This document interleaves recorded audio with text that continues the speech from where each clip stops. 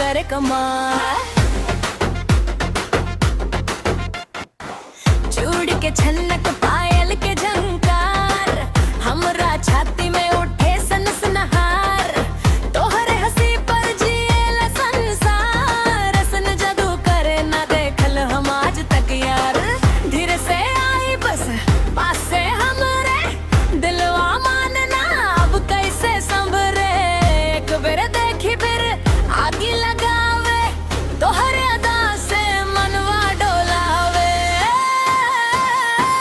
गुलाबी गलबा, हाय रे गलबा, गुलाबी गलबा, तोहर गलबा, लागे बवाल लागे लहर। गुलाबी गलबा, कर ससर गलबा। आय।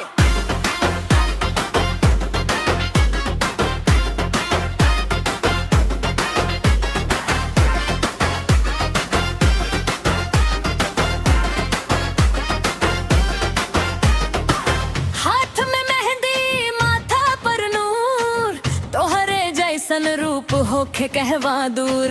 नजर झुके ना मनवा मजबूर, तू हंसे तब बुझे दिनवा भरपूर। सजला सवरला सबके निहोरा, तोहरे आगे लगे भी तोहर डोरा। चल सना संग छोड़ ना छोरा, आज के राती में बाजी तोहरे डोरा।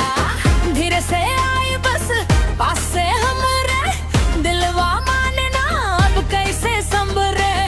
एक बेर देखी फिर आगे लगावे, तोहरे अदा से मनवा डोलावे।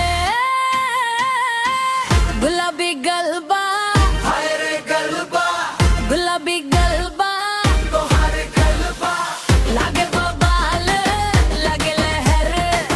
गुलाबी गलबा, कर ससर गलबा।